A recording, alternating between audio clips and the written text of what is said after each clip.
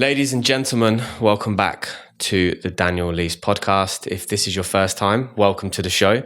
And if you're a repeat listener, thank you very much for showing your interest and listening to our shows every single week, because this is the reason why we do what we do. So the fact that you're here watching this podcast means a lot to me. Movember, it is an important month for all men. I think this is a time where we can truly come together as men and be men and celebrate what it's like to be a man and support those men that have unfortunately gone through the horrific circumstances of testicular cancer, and really just shed a light on men and how they feel and their emotions which go through that. So this month is about Movember and testicular cancer and basically other types of cancer that men have gone through, to help support them and show a bit of solidarity. Now, this week's sponsor is Ansem Skin. It's a natural skincare range for men, so go check them out. The link is in the show notes. To this week's guest, we sit down with a testicular cancer survivor who's not only gone through this once, he's gone through it twice, which resulted in both of his testicles being removed. And today we're going to go get deep into conversation about everything that he went through to get to where he is today, what it was like having some of his body parts removed, the emotions that he felt, and then obviously the side effects that come with that as well. And just help discover and talk about what are the most important things in our life. We get swallowed up by societal demands when really it's very, very basic things that make us really happy. And I think until you've really experienced that moment of your life being snapped away from you, you truly get to appreciate what is the most important things. So please join me in welcoming this week's guest, Martin Howard. Thanks, mate. That's an introduction and a half, that. Yeah, Appreciate it. Just trying to capture the audience at the moment and just talk about kind of like what we're talking about, which is, I think, such an important topic. We've spoken about this podcast for 2 years? Couple of years now. Yeah. And it is, and it's a shame. I get what you say about Movember. It's the month where the light shone upon testicular cancer. But you see these messages that go out from the NHS and people like that to check yourself whether you're male or female. Regularly. It's not to check yourself every November. It's not just to check yourself. During the month. And I know there's some trepidation. When it comes to that, it's, if you don't know what's there, then you don't have to worry about it kind of scenario. But, I'm speaking from experience, it's vital that you do. Yeah. So, quick overview, like give the audience a bit of a brief know-how of like, who are you? And, So I'm a guy from Nottingham, born and bred, came here in 2008. Great timing just before the world economy crashed. And been here ever since, mate, 15 years. So been in real estate. So you moved here in 2008? 2008, yeah. My dad had property here, so came to do a bit of real estate. Thought I was going to take over the world like most people. Didn't happen because early 2009 I got diagnosed with testicular cancer. So I was going to say, that was the start of the journey. I saw a post about you being cancer-free in 2018 for 10 years. Yeah, so I have to be honest, it's one of the things that happened to me during this whole period. I found that I checked out a lot. You're going to ask me some questions here, and the dates and things like that are going to be pretty fuzzy to me because there's a certain amount of information that I retained from the whole process. And there's certain times, to be honest with you, Danny, where as soon as a doctor would say you're okay, I'd just check out. So dates. It's a defense mechanism, though, isn't it? When you think about it, it's not like you're being arrogant to the situation. It's just your brain's trying to protect you. Absolutely, yeah. I mean, I didn't really know what was going on or how to deal with it. So, as soon as you sat in a doctor's studio, I mean, the nerves are already going. And as soon as they'd say, "Look, Mr. Howard, you're fine," that was all I needed to hear. So it was, when it comes to the dates, I know it was Feb 2009 for the first one. But if you talk about remission and then when it came back, it's a bit of a blur, if I'm honest, looking backwards. And how does it feel like? Do you ever celebrate it? Like, ever feel like when it comes around to like when you got that phone call from the NHS in 2018, like, did you feel some sort of relief? Sheer relief? It's not something, when you say celebrate, it's nothing like that. It's just the relief of knowing that, I want to say that period of your life is over, because I carried it for 10 years. over the 2 courses of the cancer. I had the first one for 5 years, and just before I was going to end the 5-year cycle, it came back in my right testicle. So then you had to go through it all over again. Yeah. To the point where I received a call from the nurse to apologize for giving me the all clear, because I think it came back maybe a week or so after she'd given me the all clear. Ouch. Yeah. So when you're going through this, then are they just doing regular blood tests and checks and stuff? Yeah. So the first time, I don't want to say was a simple process. They diagnosed me and the doctor said to me, look, you are stereotypical. You're actually what we get taught in medical journals. 26, 27-year-old white male. He said, you are textbook for this disease. And all they did was they removed it. They took some bloods maybe a week or so later, found out it hadn't spread to the rest of my body, any internal organs. And then it was just a case of going back for blood tests every 3 months for 5 years. So there was no need for chemo. I still had my right testicle, still produced testosterone amounts, to keep me going to a normal level. Could still obviously have had children at that point. So there was nothing really to worry about. And if anything, Danny, again, when I look back, it was a relatively, considering the stress and everything that surrounds cancer, it was a relatively, I don't want to say easy experience, but, it seemed quite smooth from diagnosis to the operation to then just regular blood tests and checks to be told I was okay. It was only when the second bout came that it became life-changing, yeah. Okay, so let's go back to the first time then. So had you already moved to Dubai then at that point? Or? Yeah, so I moved in July 2008, got settled. How old were you? 26. Yeah. A long time ago now. Ready to set up a new life and new beginnings and all that stuff. Exactly that, yeah. The real estate market was booming. No one knew what was going to come just a few months later, so it was a case of, I'd never really heard of Dubai. It was come over for a week, see if you like it, get over. I was just existing in Nottingham, playing football, getting by. And my dad was like, look, go and make a new life for yourself, have an opportunity that I didn't have and, go and see if you can survive in another country and make money, be a success. Did you play football to a high standard back home then? It was okay. I'd like to think I did, yeah. If you spoke to someone from home, they'd probably debate that. But yeah, it was something that I enjoyed and, again, something that was affected by the illness. But yeah, it was definitely something that my life there was centered around. So it was a big strain to leave, but it was the promise of what was here and how you could further your life really that got me over here. Yeah. Did you find that your lifestyle in England was very similar to most people's, which is you work the 9 to 5, you play your weekend football, you get drunk on the weekend and you do it all over again? Absolutely. And that was the problem, that there wasn't really anything different happening. And you can just see your mid to late 20s slipping away, no meaningful relationship, just working to get to the weekend. And then once the weekend comes, you have a few beers and it goes too quickly. And, you're walking back to the shop floor Monday morning. So to come over here was unbelievable. Everything was new. I was pretty nervous. I can remember walking into the Grosvenor House and they offer you a drink and you're like, I can remember thinking, how much is this going to cost? I don't dare ask for a menu or anything like that. It was so far out of my comfort zone. I'll have a toilet water, please. Yeah, yeah, just whatever costs. You pay me. Yeah. But yeah, it was just, I can remember those feelings. Even when I go back to the hotel now, there's some of the old staff there. And, it brings back really good memories of when I shop, the first office I had used to be there. But yeah, I was a scared little boy, it was a different place then. I know it sounds a bit melancholy, Danny, but, it was a different city then.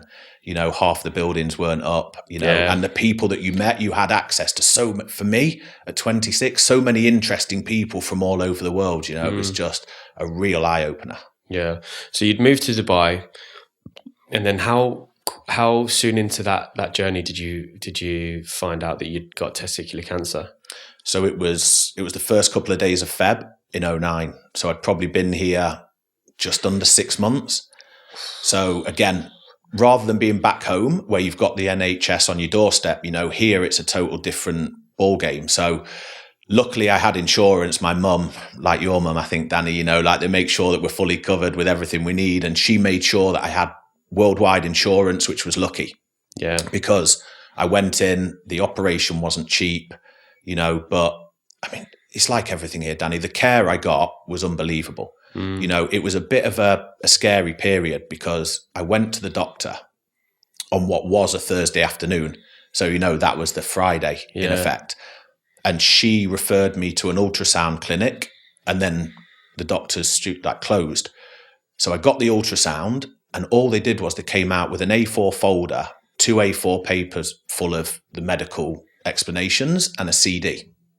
I asked what I should do now, and the nurse said to me, well, when's your operation booked?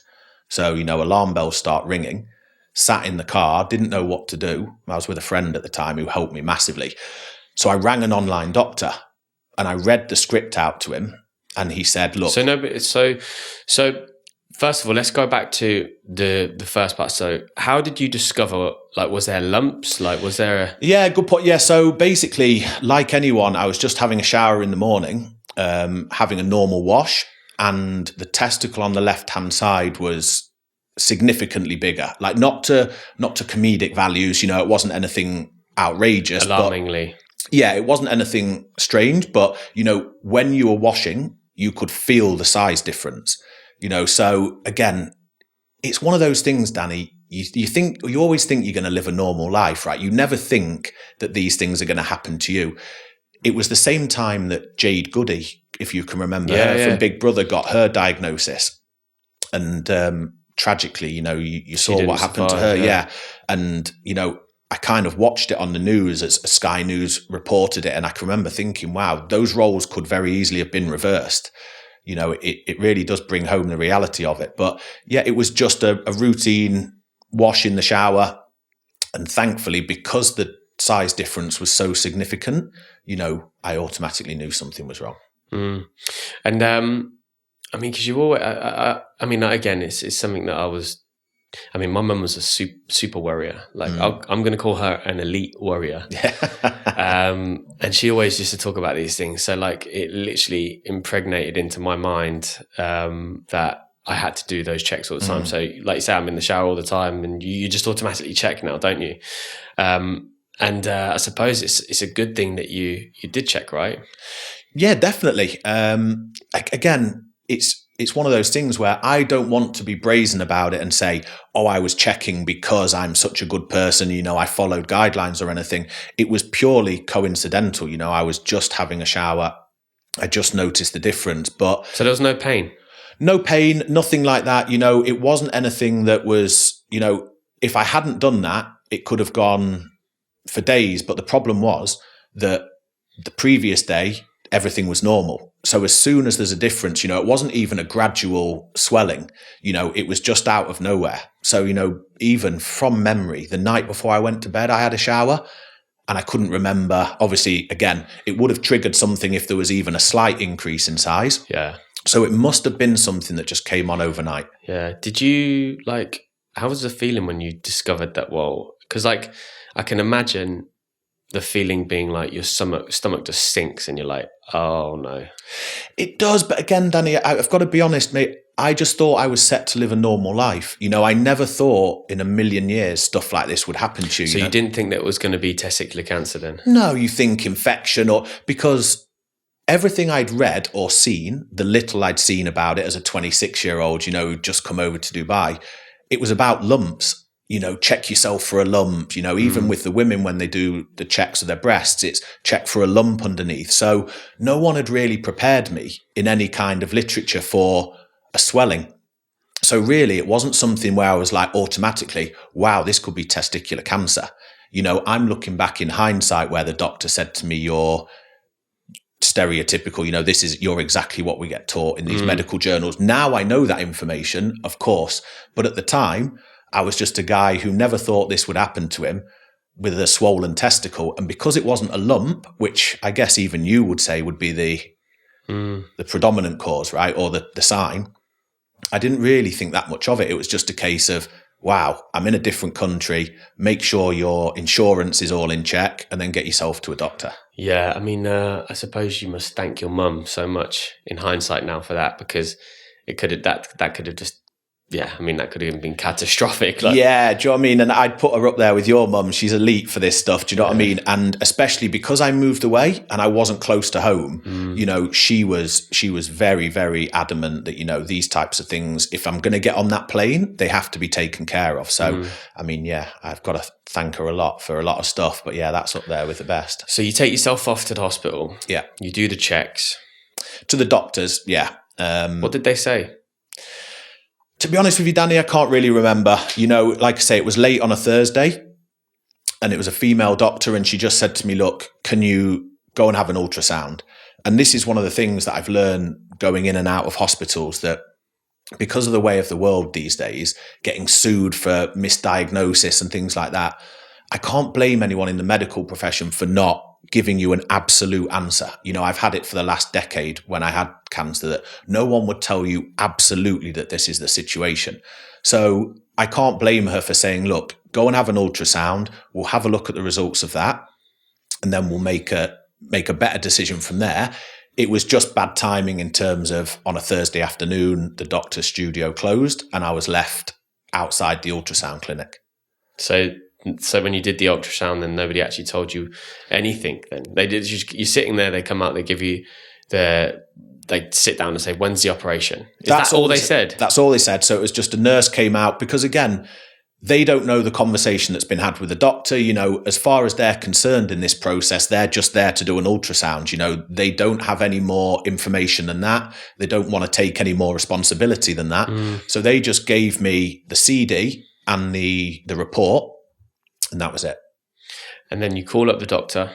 Big mistake, yeah. So I was with my friend who was obviously worried. He was driving me around. Is that a friend that we know, or? Yeah, Jamie Hill. I think you might know him. Yeah. But huge help. I'll never be able to thank him enough for this. Because it was the start of those times where you kind of black out, because we had the doctor on loudspeaker. You read the report out and the doctor said, look, from what I can hear, from what you've told me, it sounds like you've got testicular cancer and it's spread to your internal organs. So when you hear that, you see in the films, things slow down and everything goes into slow motion, noises go distorted. It was very much like that. You kind of freeze in time where you think, hold on, this isn't going to be just something that you can shrug off and get on with. This is the start of something serious. Shit. And I suppose that was the moment then where the realization probably set in and you're like, oh shit. Absolutely, yeah. Like you don't really, you can't collect your thoughts, Danny. This is the problem, that when you get delivered information like that, no one teaches you how to deal with it. You'll have had partners that you've broken up with and you'll have known the routine and how you feel and, what you need to do to make yourself better. Or if you break a bone, that you go to the doctor and they set it in a cast and these things, because it's more common and you see it a lot. No one prepares you for the information that your life could change on a Thursday afternoon forever. There's no way to mentally prepare yourself for that. How was that weekend? Can you remember that weekend? Was that a weekend that stuck in your mind, or was that something that was a memory as well? It was difficult. I can remember. So after we'd had the call with the doctor, Jamie sprung into action and actually drove me to the American hospital here. They wouldn't accept the ultrasound or the phone call from the doctor, because again, they wanted to do their own research. They wanted to do their own prognosis and see what the situation was. So that's when I got the information that, look, don't worry, you've caught it early. You've done the right thing. You're here. Do you know what I mean? It'll be a very quick operation. I don't think it spread because you've got to us so early, so well done. But, we'll have to remove the testicle and then see after that if there's any more treatment needed. So, to be honest, mate, after that... Did you have the operation that weekend then? I think, no. So that weekend, I had a few beers to settle the nerves. I mean, making the calls back home is one of the hardest things I've ever had to do. To deliver, because the worst thing about this, Danny, is the whole process is that internally how you're going to deal with it. You can set yourself up for a doctor or you can set yourself up for an operation, but it's your loved ones, your friends and family who worry about you, and there's nothing you can do to settle their nerves. So making those calls to my mum and my dad are the hardest things I've had to do. You know, to hear your dad go silent on the phone and start, you know what I mean, to cry a little bit, it will stick with you forever. I see that it's still kind of a bit emotional for you. It is emotional because my dad's was very, very important. Very close, my mum and dad both are, but you know, because my mum's who she is, you know, she's built to go into that gear where she protects you and she rallies round. She flew out to be with me. Whereas my dad was more, you know, the sport dad, and he'd support me and stuff like that, and I'd have a beer with him. So you never really saw that side of him. He was like an old school dad man. Yeah. Do you know what I mean? He worked in a garage. He'd gone into it from school. You know, he'd never done anything else. And you certainly didn't say, I love you or anything like that. So when you hear him break down, and there was a couple of times through the process that you saw it happen, you know, it's that kind of stuff that stays with you afterwards. So tell us about the procedure then. Like, how was the day of the operation? Like, how did it all go? So they got me in to the hospital, set me up in a private room, prepared me for theatre. And then very easy, Danny, from what I remember, you know, they wheeled me out. You know, it was very nice, actually. A nurse walked past, didn't know anything about my situation. You know, to put me at ease, just knew I was going for some sort of operation, put the hand on me and just said, oh, God bless you. Which, you know, again, it's the small things that people do in life, right? Really stuck with me. But they took me down, gave me gas. You know, it's the... Went to sleep, yeah? Yeah, same thing. Like, you think this is never going to work, and after 3, you're off. And then the next thing I know, you wake up in a hospital bed in a fair amount of pain, to be honest. But, you know, that's it done. So they actually said to me the operation was a success. They got everything. They removed it. And if I wanted to, I could have stayed in overnight. But they actually said, look, we can discharge you today. Wow. Which we took. So I went home. My mum, again, you know, would much rather I was back at my apartment with her taking care of me than if I was in the hospital. Really? Yeah. So, you know, she's old school, mate. That's what she's not around medical professionals? But they'd said to me everything was fine. There was literally nothing more they could do. Bar remove the testicle at that stage. There wasn't anything else that we could have done. You know, the blood test to see whether the cancer had spread were going to come afterwards. Yeah. So it was just a case of a bit of rest and recuperation at home. And how was the pain? You said the pain was obviously quite bad. Excruciating. So the doctor told me they actually go 6 inches into your pelvic area down and then bring the testicle out like that. So it was a fair cut incision, still left a scar now. And they gave me Panadol to get over it because obviously there's certain restrictions on drugs in the UAE. So they packed me off with a packet of Panadol, and that was it. So the stuff you take for headaches, I was given to recover from them removing a testicle, which was interesting. Yeah. So there wasn't much movement going on. You couldn't get more painkillers. They wouldn't give me anything. Mate, I'd be off to the pharmacy and say, hey, listen, I'll pay you double to give me something stronger. Mate, that's the only thing they prescribed me, and you don't even need a prescription for it. Like, you can get it for a headache. So yeah, they gave me that, which you know, I was taking over the quantity, let's say, that's recommended. But you know, again, if you're lying there, it's a dull pain. It was only when you start to try and walk again, you know, you swing your legs out of bed, you're hunched over, you go for a little walk to the door, and then you scurry back, you know. And again, it's like any injury, you know, the physical pain subsides and you get on with it. Yeah. And how long did it take for the pain to die? God, it must have been 2 weeks. You know, it got better over time. But yeah, it was a fairly lengthy process. You know, you start to get better, you start to get a bit more movement, you know, because it was such a big cut. I think the initial healing happens quite quickly, you know, so it's just it was the final bit, and they give you everything to treat the wound and so on. I had a big bandage on it, so obviously it wouldn't get infected and stuff. But yeah, it got better over time, but it was still pretty excruciating. So yeah. Do they go through the testicle or they go through this part here? No, so they go a bit lower. So it's not the bottom of the stomach. They go actually into your pelvic bone. Oh, so they don't take it from the scrotum, then they actually go? No, so they go inside you and bring it out. Yeah. I mean, because they actually said to me on both occasions I've had them removed, they said to me, do you want an epidural? And you can watch it happen. And I was like, oh yeah, I'd love to watch you do this to me. No problem. I mean, it's exactly what I came in for. Do you want to watch it? I mean, what kind of what kind of question is that? What kind of question's that? Oh I'd my love God. to watch you do it. Yeah. So yeah, give me that gas quick. Get me out of here. Let me sleep it off. Yeah.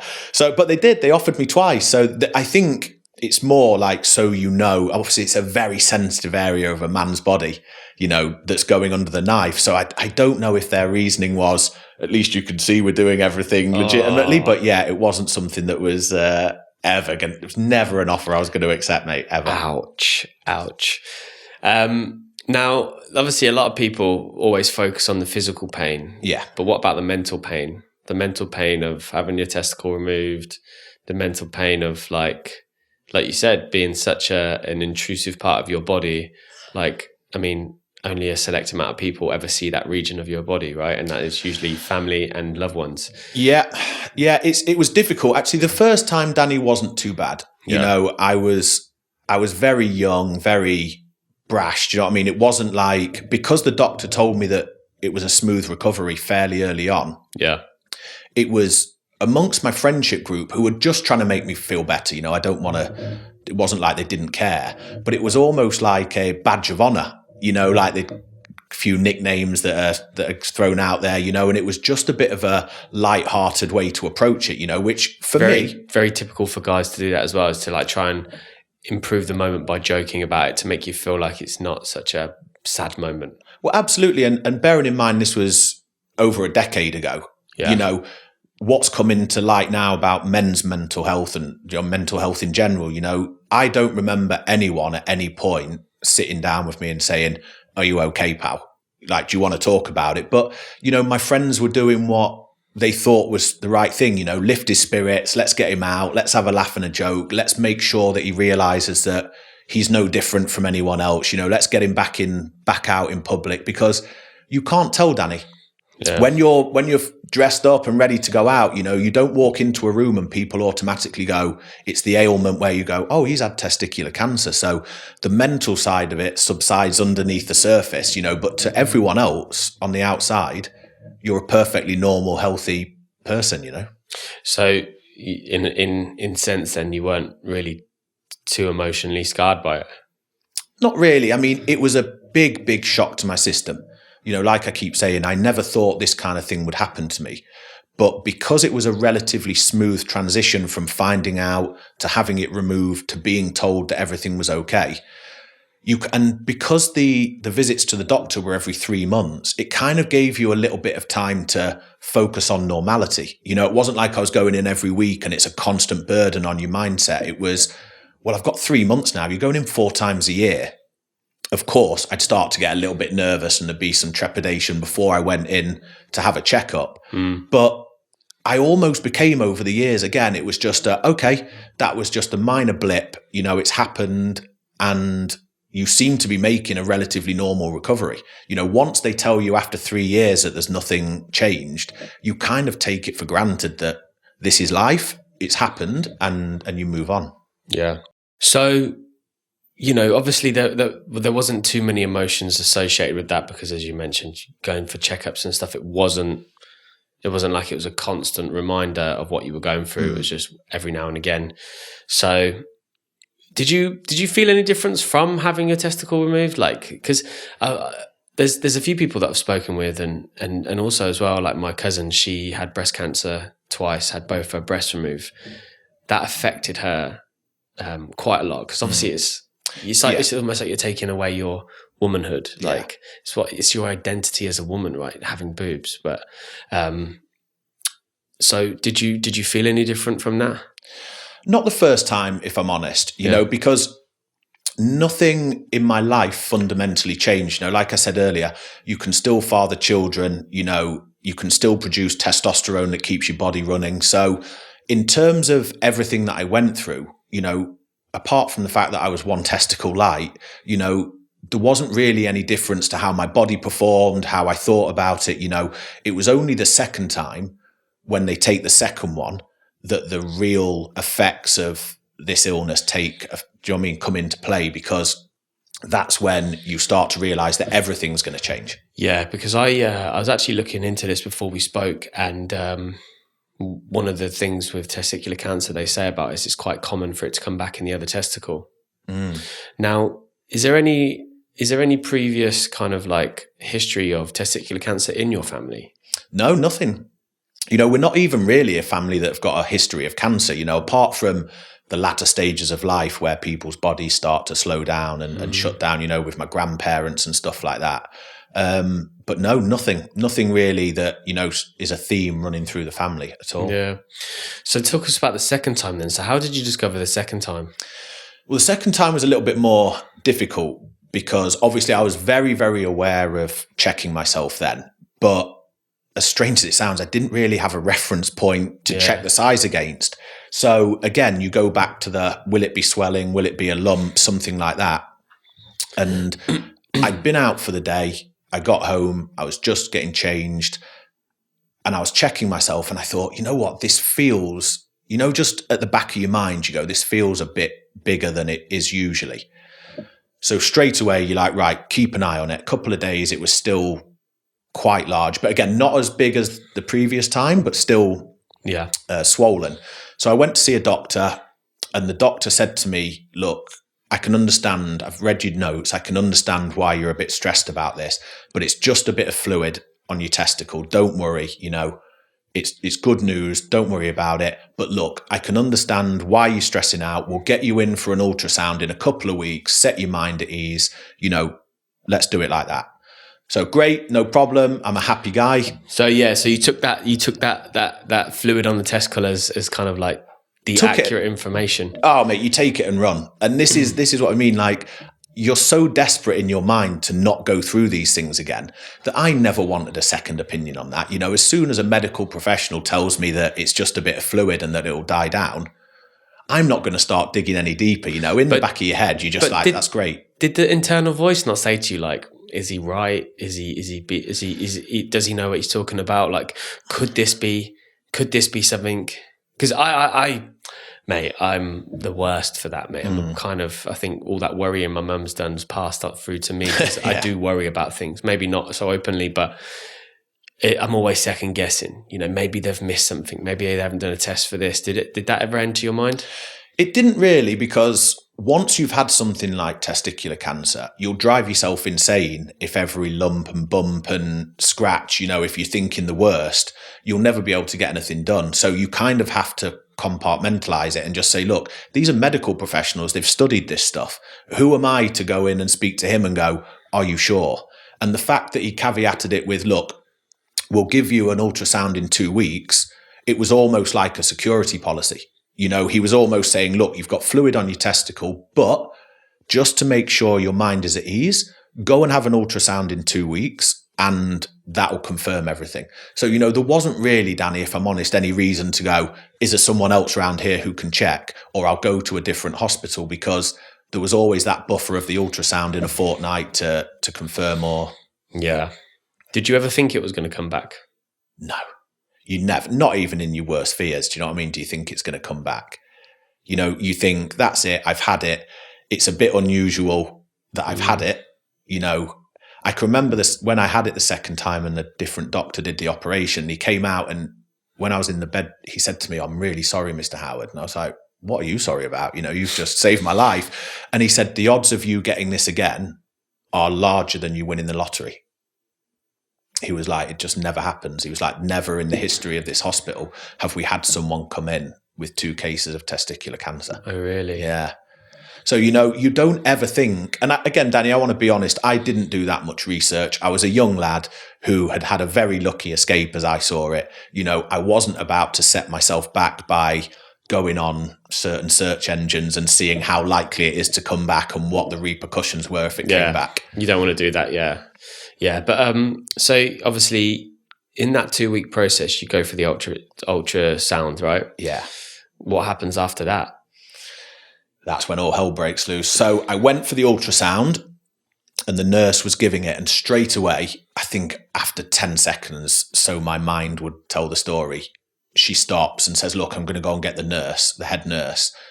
And then you're just lying in a dark doctor's studio and with your balls out as well. Well, one with my ball out, and Danny, you know what's coming. You know, there's no escaping it. Oh, fuck. So the head nurse comes in, continues with the ultrasound, and she said, look, Mr. Howard, can you give us a couple of minutes? It looks like your cancer's come back.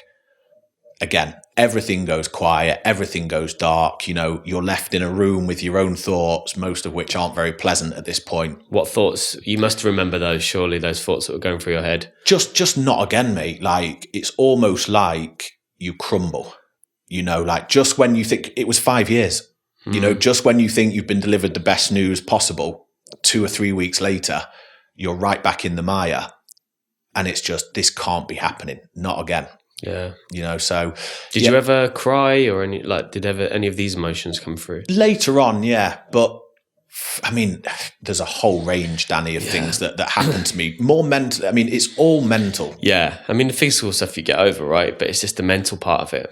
The mental part of it dragged me around for years, if I'm honest, you know, in so many different pockets, you know, like it would be dating and children and, you know, intimate relationships and stuff like this that at one point would do it. And then that leads to you kind of giving up on life a bit, you know, for a short while. I gave myself a free pass to go, well, no one else has been through this. So who can tell me that I can't do this or I can't do that, you know, but, you know, at the time, it takes a lot to steel yourself to go again, but I never knew how much worse it was going to get, if I'm honest. And the nurse, so they obviously go away, come back in, and they come back and confirm to you have testicular cancer again?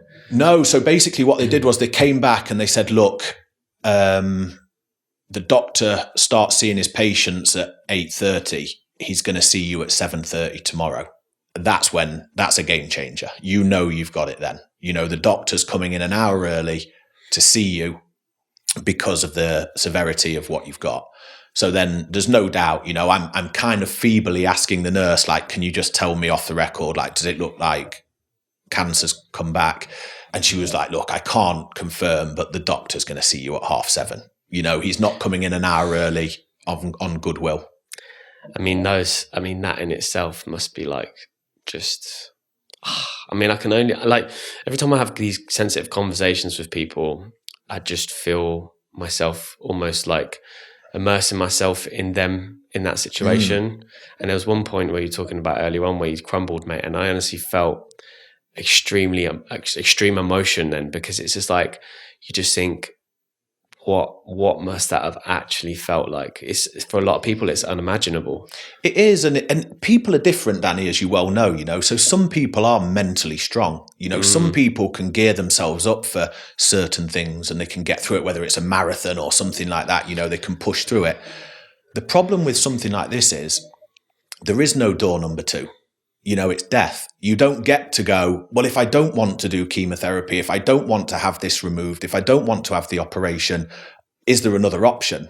The doctor kind of looks at you and goes, well, yeah, but it's very finite. You know, like there is another option, but it's not one you want to take. So, you know, when you're deep in it, you then have to go, well, this isn't a battle with your mental strength. It's just, you don't have a choice, you know, and that is, I don't even know the word really. It's so scary to go, I don't have 2 options here and you can take the lesser of the 2 evils. You know, you're in the situation and there's no alternative. And how long, I mean, you obviously waited, and I mean, I just think to myself, like, that night must have been horrific. Like, the thoughts going through your head must have been catastrophic thoughts, like, you know, knowing full well that you're going to go in to see a doctor in the morning and be dealt the news that, you know, did you ever try and think to yourself, nah, it could be different. It might be different.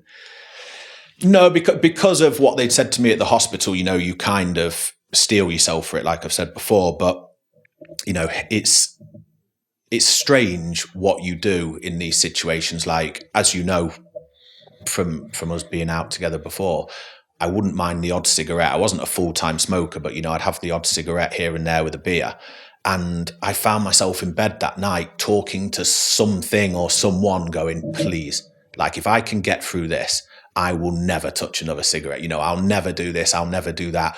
Almost like you're pleading you know yourself that maybe, it's too late, but you're almost kind of trying to strike a bargain with someone or something, to go, just get through this, whatever you've got to do. I know I've made mistakes, but, don't let this be it. Were you concerned you might die from this one? Not at the time.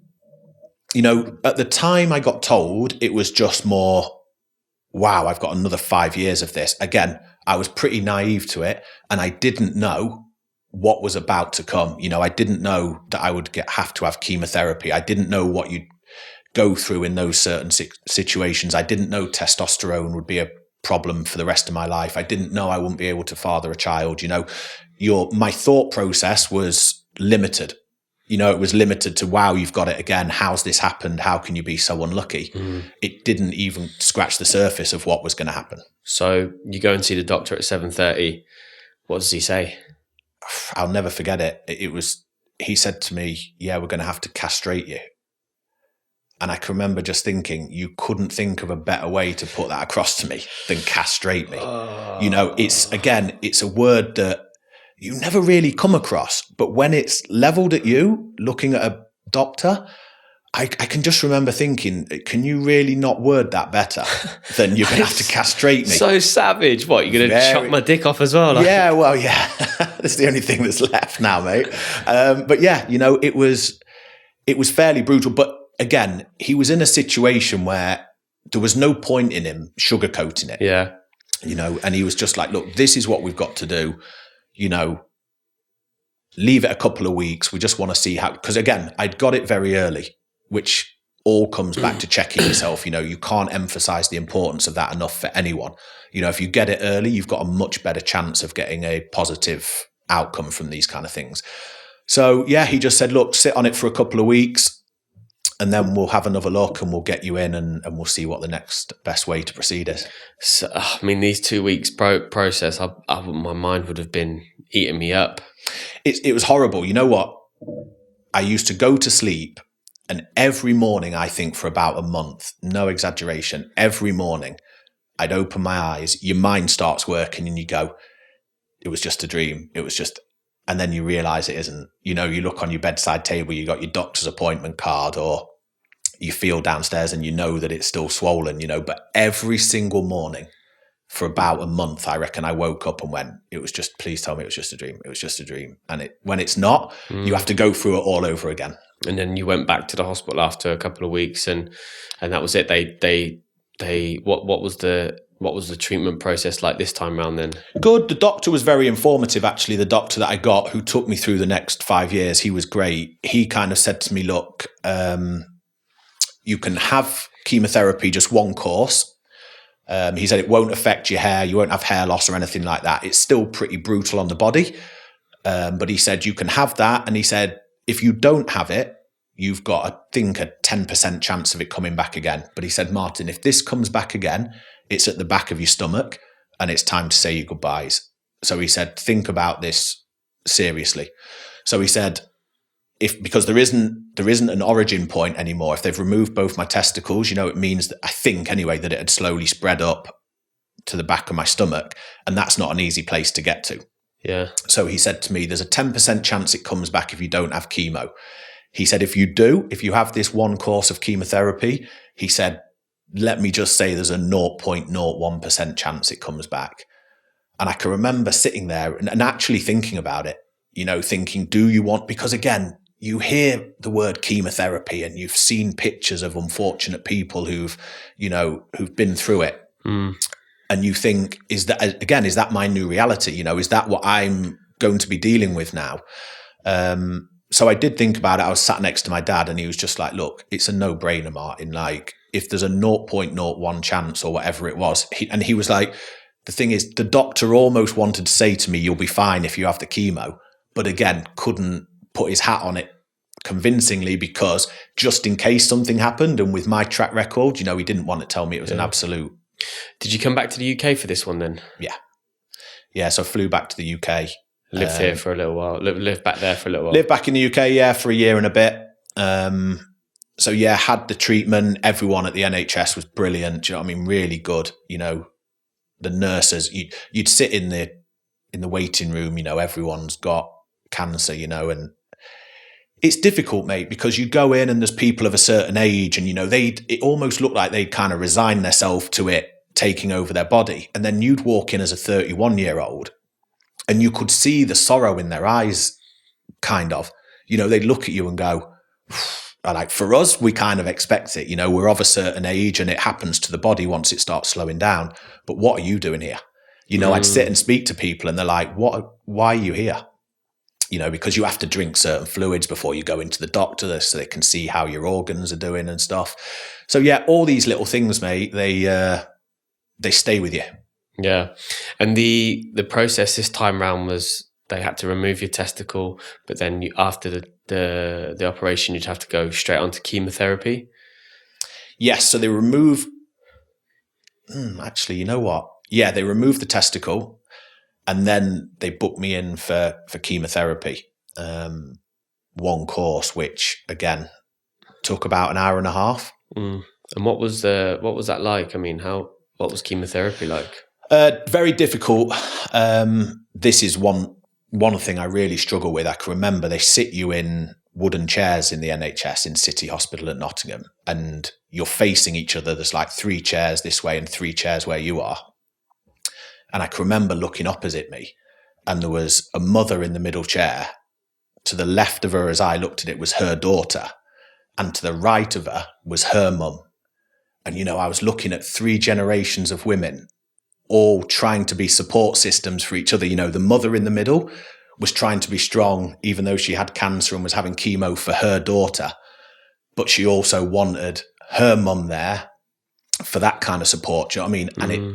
And to look and see that absolutely broke my heart. Did it? Yeah. And it just brings home, again, people get on with their normal lives and they don't often see the brutal reality of it. But, I sat there for an hour and a half looking and just taking it in, and it will never leave me. So were you kind of like, do you think you were diverting your attention onto other things rather than yourself then? Yeah, you know what? And it's one of those things I can always remember. It was quite a mixed emotion because my dad, again, who was a great bloke, the nurse said to me when she strapped me up, she said, look, it'll take about an hour and a half for the chemo to filter through. It was a bag on a feed. And she said, it'll be about an hour and a half for it to go through your body. But you'll get very, very thirsty after a bit. And my dad was like, where's a water cooler? And the nurse said, just down the corridor. And he went, Martin, I'll be back. I'll go and get you a drink. And the chemo started. And he'd been gone 15, 20 minutes. And then my mouth starts going, you're going, really starting to get me. Half an hour later, he comes back in with one of those little plastic cups and it's virtually empty. And he gives it to me and he goes, you'll never guess who I just seen down the corridor. Some bloke I used to play football with. I was like, Dad, I'm having chemotherapy here. You've gone to get me a glass of water. And he'd stopped off on the way back to see some bloke he used to play football with. And I was like, it's those moments of comedy. Do you know what I mean? It was such a relief to me because my dad was so blasé about it. He was like, well, you're not going anywhere, are you? And it was nice to have that almost relief that you can get back to a normal life. He put a smile on my face while I was sat there having a bit of chemotherapy.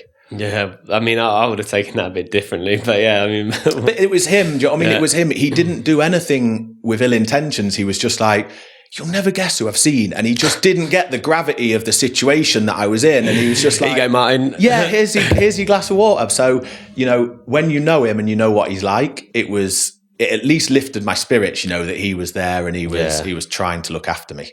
How was the recovery this time round? Because obviously first time if it's painful, but then next time, testicle removed, then chemotherapy. Yeah, chemotherapy. So it basically knocks your immune system right down, doesn't it? So they said to me, look, stay in bed, meals outside the door. My sister had 2 young kids who were notorious, right, for picking up like little illnesses, like colds and stuff like that. So they're like, look, you can't have anything like that near you. Your immune system's at an all-time low. So yeah, again, discharged the same day, back home. I think I was in bed for a couple of weeks, washing with a flannel, eating, very, very lonely, on my own for 24 hours a day. Sleep pattern goes out the window. You've got a laptop watching certain things. I think I started watching Breaking Bad, which as a subject matter, mate, for a guy who's got cancer, has cancer and needs to make some money, was quite relevant for me.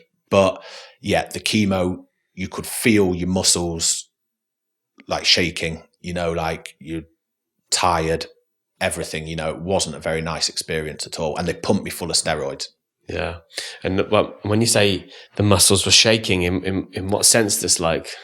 Have you ever had them spasm? If you've played sport or something and something in your thigh just goes, and you can just feel it's almost like a little twitch. It was almost like this, but on my shoulder areas, but it was a big spasm, like it was almost like, something was in there moving around. You could feel the muscles. Any little ailment I had, if I had a nick or a wart or anything anywhere on my body, just everything cleared up. They put me through my paces before they gave me chemo in a big way. So everything on your body cleared up, as in like the chemotherapy had got rid of everything? Yeah, I think, I like to look, well, I don't like to look at it, but I think it's almost like a factory reset for your body. It's, again, I wouldn't be able to tell you the composition of it or anything. I very much put myself on a need to know basis. Like when they test all your internal organs before you have chemotherapy to make sure that they can deal with what's going to be flushed through. So I had to go in and have my kidney and my liver checked, to make sure that they could handle and they could process the chemotherapy so that they could get it out of my body. They could get it through and get it out. So again, they put dye into your body. They check your blood every 15 minutes for 3 hours. Basically, I just had to donate my body to science for a few days while they tested everything. And then they take you through that. And how did you see life after that? When you've had both testicles removed, you've gone through all these circumstances. How did you see life? Like, what was it like? It's totally different. It's changed absolutely everything for me because before I went in for the operation, they obviously sent me to the sperm clinic to see if I could donate to have it frozen, to maybe have a child later in life. I went, I did the donation. And again, I think the doctors, nurses, they have to deliver these messages so often that they don't have the ability, to beat around the bush, so to speak, for a phrase. So when I spoke to the nurse about the sperm donation, she was like, Martin, a low sperm count would maybe be 2-3 million sperm. She said, you haven't got one. She was like, you don't have a single active sperm in the sample. She was like, the cyst is that big that you don't, like, there's absolutely no chance of you ever fathering a child biologically. So again, that happens before you go in for the chemo and everything.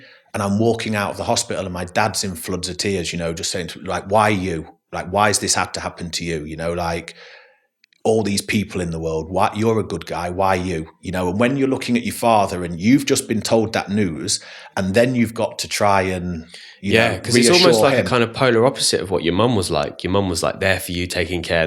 And it was almost like your dad kind of crumbled in a sense. He did, yeah. He was just an old school guy. He wasn't used to lending his emotions to stuff. If you needed him to drive you somewhere, to lend you money, to stick up for you, to give you advice, he would be. But, as an emotional crutch, he didn't see that as his role, I don't think. It wasn't for him to sit down or he just felt very uncomfortable doing it. Yeah. So to see him like that, it was obviously something that was bubbling under the surface, but you're kind of walking out of a hospital in just shell-shocked, just like, okay, that's not only have I got cancer again, now I can't father a child. And then they tell you that your body won't produce testosterone. So, the hits just keep on coming. Yeah, because I suppose as well, like when you see people with families, it's like a constant reminder, isn't it? It's like, even if you didn't want it to be, it's like you see people with children, and I suppose it's kind of just a reminder that, oh shit, it takes me back to that moment where my life just turned upside down. Yeah. And, I suppose is it quite difficult to always stop thinking about it when it's such a constant? It's got better. I think at the time I was 31. And you're just going into that age where, most people start to think about settling down and setting up that kind of life. So, it was really difficult, and it is still to articulate to you, because you have to get your head around the fact that you can't father a child and how that will affect your life ongoing and your relationships. But also, Danny, is it a good trade-off? You know, you can't father children, but you're still alive. Yeah. And if you look at it like that, you go, well, yeah, I'll take that deal. Yeah. And I think the thing is as well, I think, and this comes from a person which doesn't have the best relationship with their dad, is that I think being a father to somebody doesn't necessarily mean that you have to just donate your sperm for that creation. I think being a father can be demonstrated in so many different ways. So would you not ever think about adopting? Because, I mean, first of all, I don't know if it's something that you would ever want to do, but like, you know, when you look, I mean, you look into your situation where, yeah, you're super unfortunate and it must have been horrific to go through and something that you wouldn't wish it on your worst enemies. But in the same breath, you're also having children that are born into this world that just from the second they open their eyes, their life is just carnage and they don't have homes. And there's, having come from a place of experiencing some extreme trauma there, would you never lend your hand to kind of fathering and adopting somebody who also comes from traumatic circumstances? It's a real difficult one. I think, again, my stance on it has kind of changed over time. I mean, if I'm going to be absolutely honest with you, it was a very, very common point put to me. You know, people would kind of flippantly say to me, oh, well, you can always adopt. And it used to get me quite angry, because I used to say, I used to kind of put it like, if your pet dog died and you said, oh, Martin, we've had Rover for 15 years. And I went, it's all right, you can always get another dog. I'd be seen as callous and uncaring. It's not really the point behind the problem, you know? So I used to have a bit of an issue with it, even though people came from a very, very loving angle, a bit like yourself, you know, like it's a very, very relevant question. And then I started to look into it a bit more. And of course, if that situation arises, then it's definitely something I'd consider in a big way. But that is going to still now, as we sit here and speak, is going to depend on my future partner. You know, adopting a child is not just an easy process. So I have to find my partner. I have to see if she's had children. I have to see if she wants to adopt, you know, where do we live? What's the process? You know, it's very easy to just go, oh, would you like to adopt? And in theory, yes, of course, because it's a great thing to do, to give a child a chance of a better life that maybe they don't have at the moment. But there's so many aspects to consider that, you know, now I've calmed down and I've mellowed, I can see that these questions come from a nice place because it's just the right thing to do. It would be a great thing to do for a child.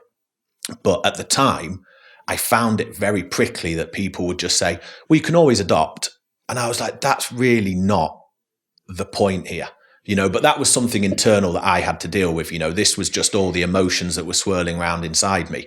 And I know it came from a place of love. You know, I know people, again, were just trying to look at the positives. Yeah.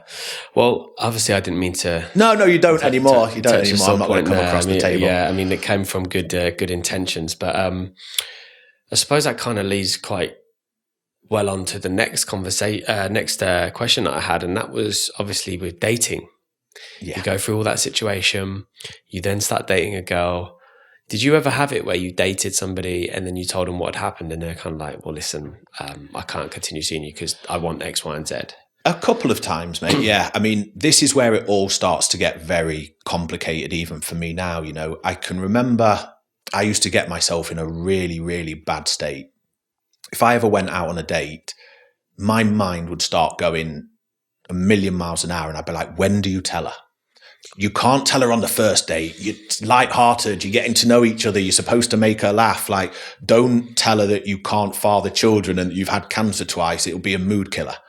Do you tell her on the second date when you've been talking a bit after that, you know, and you might go do something like go to the cinema. You're not going to lean across and say, do you want some popcorn? Oh, I can't have kids, by the way, you know, like.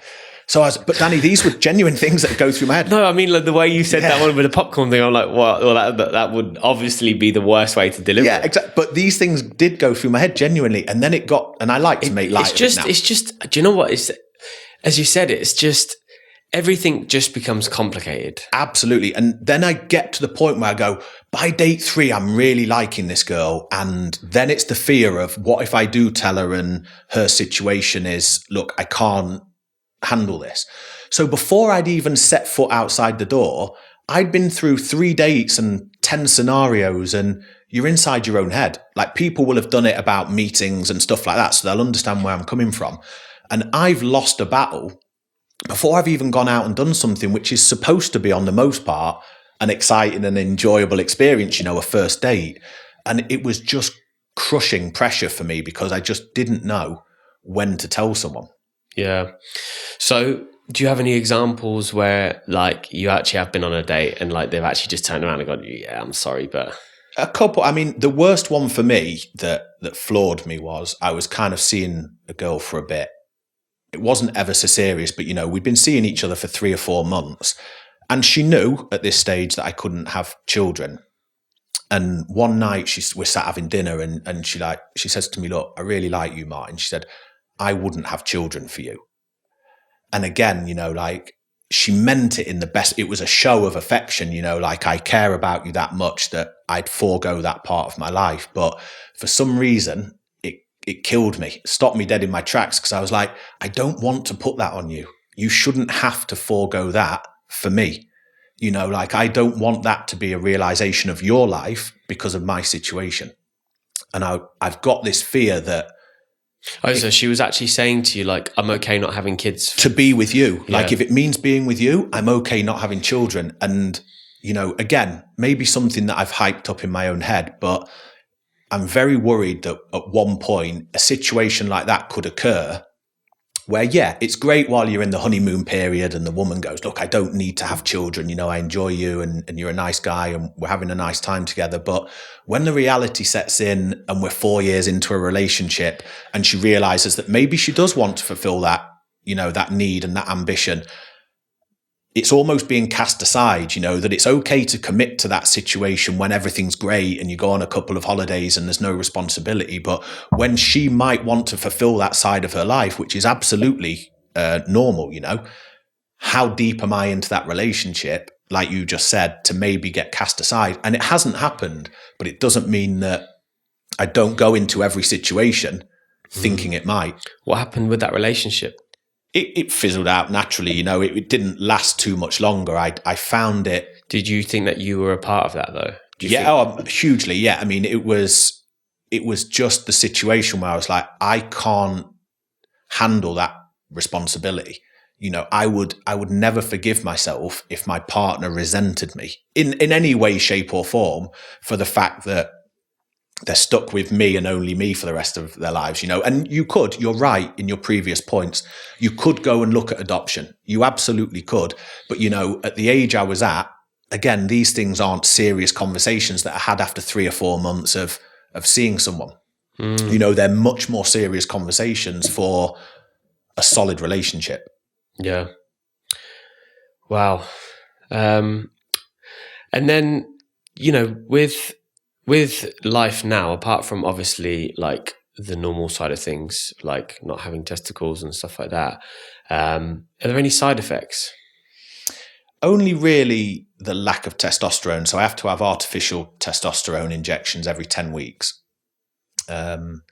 So there's not really anything else out there. There's a gel you can put on you, but... And is it typically like actual like testosterone replacement therapy? Is that what it is in the technical term? Yeah. So basically, because my body now doesn't produce anything naturally, it's great. So I, in effect, go through the menopause when my testosterone level gets so low, like my chest gets hot. Do you know what I mean? I'm very tired, very lethargic. Do you know what I mean? Because my body's not producing what it needs to continue day-to-day existence. Like even stuff like going to the gym, not that I'm a big fan of doing it, but you know what I mean? It's a great excuse.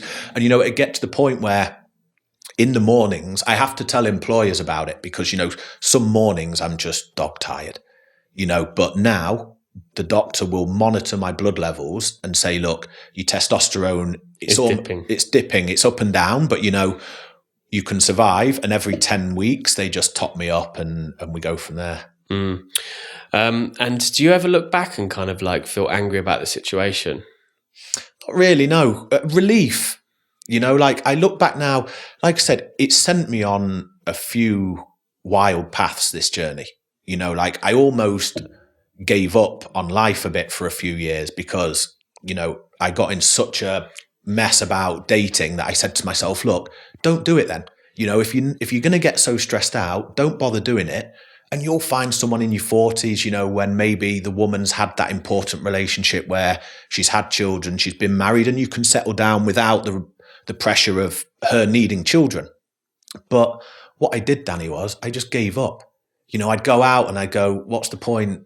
I'm not going to meet anyone, and then you go home and you go, you should go to the gym or not eat that fast food. And I go, no, go on. You're not going to meet anyone. So why don't you? And professionally, I didn't push on because I was like, why? It's just you. As long as you've got enough money to get through a month, you don't need to further your life. You don't need to save money right now. You don't need to think about college or anything like that, or weddings, So without knowing it, I tried to make a positive step in dealing with something that I was very anxious about. And it just transpired that all the other aspects of my life, like a domino effect, I just almost gave up, and it got to the stage where I was like, well, if I want to eat this, or if I want to go out, or if I don't, who's going to tell me I can't? No one else has been through this. Who's going to tell me that I can't do this? And it almost, for a couple of years, without me actually knowing it, it became a big problem for me. And I went to see a therapist, and she just said to me, Martin, why are you worried about telling the right person? You'll know you found the right person because you tell them at the right time. It'll be the right time, because she'll just understand because she's the right person. Yeah. And when you put it like that so succinctly, you go, actually, that's a great point, and something that I'd never stopped to think about, because again, no one tells you how to deal with this stuff. You're left on your own with your own thoughts. And it's a very, very difficult process to try and make sense of. It can be a long road. Did you do a lot of therapy? One session. I think she'd never answer my calls again. Really? No, I went once, and it was a big help. But I think at the time that was the only thing that I knew I was really struggling with, the dating. So I went to see her, and she was brilliant. And solved the problem for me, in just a couple of sentences. And once I kind of looked at things from that perspective, you can then apply it to the other aspects of your life and realize that there are positive solutions, and that you're not always the victim. You can get on with it. Like, it's a very tough process and it's a bit of an ordeal, but you have come out the other end, and you haven't just come out the other end once, you've done it twice. So, there's a lot of merit in that. Yeah, there's a lot of testament to your character. Yeah, and you can deal with it. So you can deal with the other stuff as well. You just have to stop sitting around, Martin, and feeling bad for yourself. You need to get yourself out there and start making positive changes. And I suppose it's kind of the same thing, right? But with everything that's gone on from the situation, like, what would you say the biggest takeaways have been for you from a life lesson perspective? I would say it's just, I'm a lot more realistic these days. I'm a lot more pragmatic. I think it's not to belittle problems that people have in their lives. I often have to remind myself that just because I've been through this doesn't mean that problems that people have in their lives aren't magnified, because it's important to them, and I find sometimes that for me personally, my big takeaway is that don't stress the little stuff. I don't like getting in arguments these days about small stuff. I've got a lot more patience with things because I genuinely think that I know what a lazy Tuesday can bring you, the kind of life-changing news that can happen. So I try always not to get stressed out about the small things, always try and put a smile on someone's face, always try and be kind, always send that message, always be someone who's open, Again, we go back to mental health. Even if people dismiss it and scoff at you, always offer. There's absolutely no harm in putting a hand out for someone or an arm around someone and saying, look, do you want to talk? If they say no, you've done your bit. Yeah. So I think for me, it's just the fact that I've got everything in perspective in terms of, I'm happy, I'm where I am, I've got a good life, and everything takes its place. I'm very, very realistic about what happens in life. Well, thank you very much, Martin, because, obviously with sensitive topics like this, it's quite difficult to relive the moments again, I suppose. Yeah. So to come on here to talk about it and obviously help, hopefully, other people, anybody else that's going through this right now, then we can hopefully listen to this and feel thankful for the fact that they can talk about somebody that's gone through it and how their life is after that. Because, everyone's different, but I suppose with that type of news, when it gets dropped to you, regardless, it's life changing. Life will be different forever. Do you know what I mean? So being able to talk about these things in a positive light, where you've gone through it, you've come out the other end, and you're able to go and help other people is a true inspiration, mate. So thank you for cheers, coming mate. here and talking about it. It's one of those things, if I don't know who will listen to this out there, even if it gets one person, You'll be surprised, but it might be in a similar situation, or they might know someone who's in a similar situation, and I don't have any answers, because it is down to the person, how they deal with it, what the circumstances of their life are. Everyone's different. So it's very difficult. There is no 2 + 2 = 4 answer for this stuff, which makes it even more difficult for people when they happen across it. But look, of course, if anyone listens to my incoherent ramblings and takes some solace in it, mate, then we've done a good thing today. Cool. Well, that's the end of another podcast. For the people that have stuck it out and listened all the way to the end, thank you so much. Can I ask you one small favor? If you are listening to this, whatever platform you're listening on, whether it be YouTube, Spotify, Apple Podcasts, whichever platform you find us on, drop us a comment. We'd love to hear from you. If you've gone through similar circumstances and want to talk about it, we're here as a community to have a chat, and I'd love to engage with people. I've even started to meet up with people that listen to the podcast recently, and just get to know who they are and why they like listening to the podcast, and anything that can also help improve any guests that you want to listen to. But yeah, if you did enjoy that episode, do give us a rating. So head over to any of the platforms that do the ratings, like Spotify, Apple Podcasts, and just give us a rating and let us know what you think. Because if you can give us a rating, then what will happen is the podcast will reach many more people, which is the goal that we want. Because ultimately, all I want to do is help inspire and motivate people by bringing stories from ordinary people with extraordinary backgrounds and stories. So thanks for tuning in, and we'll see you next week.